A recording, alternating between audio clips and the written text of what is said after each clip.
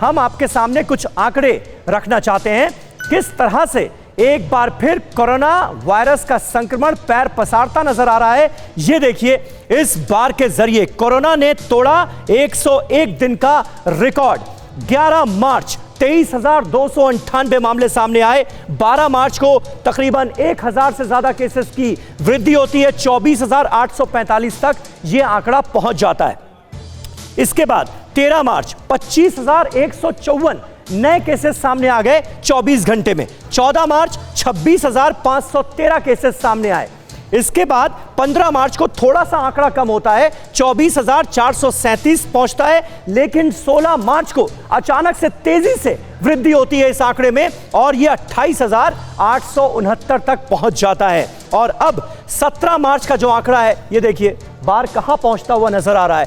35,838 cases सामने आ गए हैं और सिर्फ ये 24 घंटे के आंकड़े हैं जो हम आपके सामने रख रहे हैं। और 18 मार्च को 39,000 तक यह आंकड़ा पहुंच जाता है। तो लगातार जो संक्रमण है वो अपना दायरा फैलाता हुआ नजर आ रहा है, पैर पसारता हुआ नजर आ रहा है।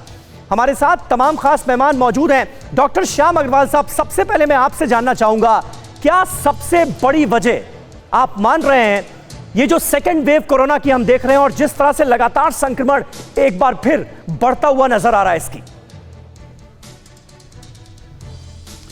देखिए समीर, जो शायद समझ में आ रहा है वो दो इम्पॉर्टेंट कारण दिख रहे हैं।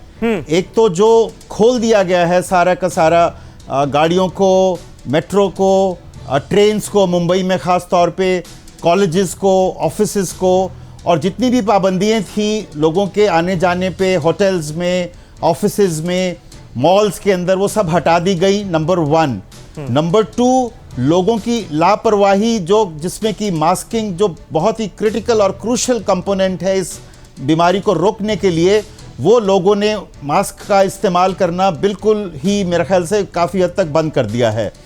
और तीसरा जो कि एक डिबेट का इशू है वो है, क्या जो ये नए केसेस आ रहे हैं क्या ये नए स्ट्रेन की वजह से हैं जो कि ज़्यादा इन्फेक्शियस है और शायद कम फेटल है एज कंपेयर टू जो कि पिछले वर्ष था। तो आई थिंक ये 3 कारण जो है वो सीधे सीधे नजर आते हैं, जिससे कि हमें ये लग रहा है कि अब सेकेंड वेव आना ऑलमोस्ट निश्चित लग रहा है मेरे विचार में। ठीक है, डॉक्टर NN खन्ना भी हमारे साथ मौजूद है। सर, डॉक्टर खन्ना, आपको क्या लगता है, क्योंकि एक तरफ हम देख रहे हैं वैक्सीनेशन प्रोसेस जो है वो अंजाम दिया जा रहा है देश में और तकरीबन 4 करोड़ लोगों को वैक्सीनेट किया भी जा चुका है, फिर भी जो आंकड़े हैं वो तेजी से बढ़ रहे हैं। देखिए, 2 चीजें हैं जैसे डॉक्टर श्याम अग्रवाल ने बोला। सबसे पहले मैं गवर्नमेंट को और इन चीजों को ज्यादा नहीं बोलूंगा कि इनकी गलती है। सबसे पहले हम लोगों की गलती है कि लोगों ने एक धारणा बना ली है कि कोरोना चला गया था, कोई मास्क की जरूरत नहीं है, वैक्सीन आ गई है तो इम्यूनिटी पासपोर्ट मिल गया। ऐसा कुछ भी नहीं है। शुरू से हम लोग यही कह रहे हैं और आज की तारीख में आप देखो, या तो लोग मास्क नहीं पहनते हैं, मास्क पहनते हैं तो ऐसे डिजाइनर मास्क पहनते हैं जिसमें नाक खुली रहती है और वो बार बार उसी में से इन्फेक्शन फैलता है। सोशल डिस्टेंसिंग कोई मेंटेन कर नहीं रहा है। ये हम लोगों की अपनी जिम्मेवारी है। अगर हम ये नहीं करेंगे तो ये बीमारी बढ़ेगी। आज सेकेंड वेव आ रही है, वो थर्ड वेव भी आएगी। और दूसरी चीज ये है कि वैक्सीन मतलब ये नहीं है कि आप कोरोना से इम्यून हो गए। वैक्सीन मतलब ये है, अगर 80% पॉपुलेशन को हम किसी तरह से वैक्सीन लगा सकते हैं तो 50-60% चांस होगा कि बीमारी का ट्रांसमिशन कम हो जाएगा और ये कंटेन हो जाएगी। एक पैंडेमिक और एपिडेमिक की जगह एक एंडेमिक सी बीमारी हो जाएगी जैसे फ्लू होते हैं। ठीक है, बट ये चीज अब बदलनी पड़ेगी। जमाना बदल गया है, अब हालात डिफरेंट हैं। आने वाले 1-2 साल में ये चीज चलेगी और हम लोगों को ऐसे ही रहना पड़ेगा। परवाह देश की, सोमवार से शुक्रवार रात 10 बजे TV9 भारतवर्ष पर।